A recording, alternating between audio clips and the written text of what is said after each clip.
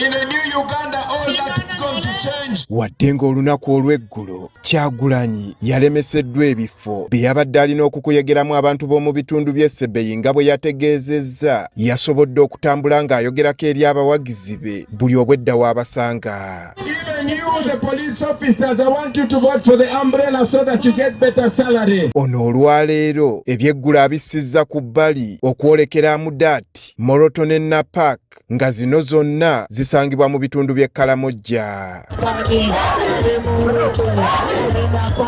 Kyagulanyi mu disitulikiti mwayitidde okwolekera ebitundu gy'abadde alina okukuyega abawagizi be babadde bamuyaayaanira nga basazeewo okudda mu kkubo asooka ayogereko gye bali. But I want you to know that we are bringing a new Uganda. A new Uganda with better hospitals, a new Uganda with better schools, a new Uganda where we are going to fight poverty. Poliisi ebadde emusindiikiriza ng'emutegeeza nga bw'atalina kubeera mu disitulikiti zino.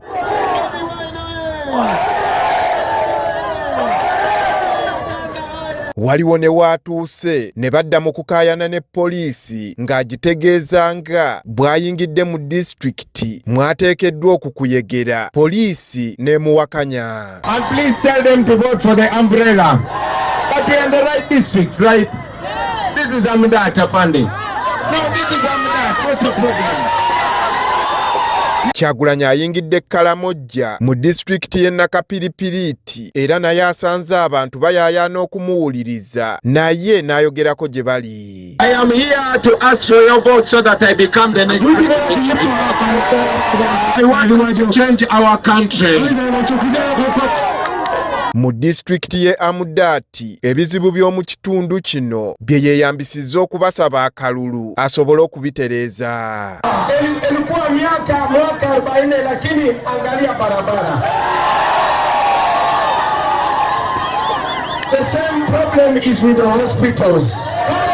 Abasabye baleme okubuzaabuzibwa nti bwe bakyusa obukulembeze obuliko bagenda kwongera kubonaabona. You will never have the same president ruling over you for 40 years. You will never have one family ruling over you.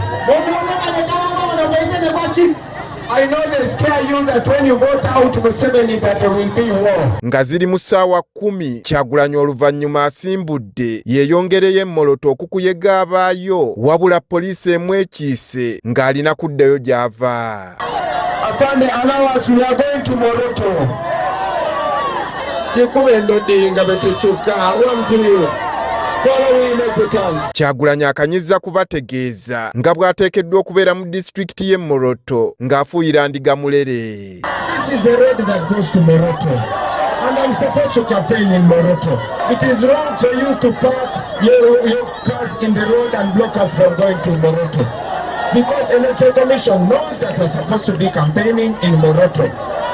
But for us, we are law-abiding citizens. Abawa n'ababuulidde ng'embeera eno ey'abannansi obuteeyagalira mu nsi yaabwe bye bimu ku byamuwaliriza okuvaayo okwesimbawo. Don't be allowed to reach the people. Angera makuchamanenye wakontanwa mipika chawalaka chomito elewolero. And the thing I'm fighting for is not for my personal gain. Akutunyo porina mena cholenchi chanjo te katanyana lo porina Uganda na pechon.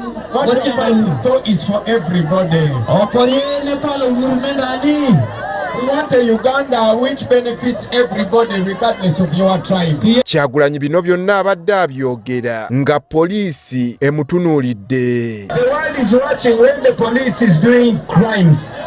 The world is watching when the police is behaving like criminals. Wano asazeewo abantu b'omu bitundu by'e Moroto obubaka abubaweere wano. And the people of Moroto are watching me right now. I want to ask the people on the journalists and those people on the internet to make sure the people of Moroto are hearing me. I am here in Amudat and the time is 4:48. I am supposed to drive and reach you in about 30 minutes. As you see, the police has closed the road and cannot allow me to come to you. I know many of you are waiting to listen to the message of freedom. I want you to understand the conditions under which we are coming. b'abasirikale obuyimba bw'abayimbidde bwe bubadde bubalaga nti olutalo lwaliko talulwana nabo.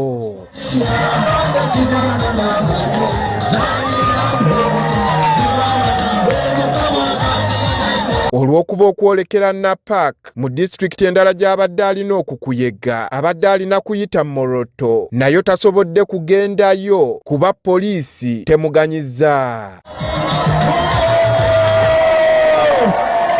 Bw'atyo Kyagulanyi agivuza agyolekeza Kanungu ne mu disitulikiti y'Embalala ng'eno teyasobola kukuyega baayo oluvannyuma lw'okusalibwako ab'ebyokwerinda abantu baabawerako ne bakwatibwa nga ne gye buli eno bangi ku bo bakyali mu nkomyo. Andrew Kaggwa, Agafeeyo, Amudaati.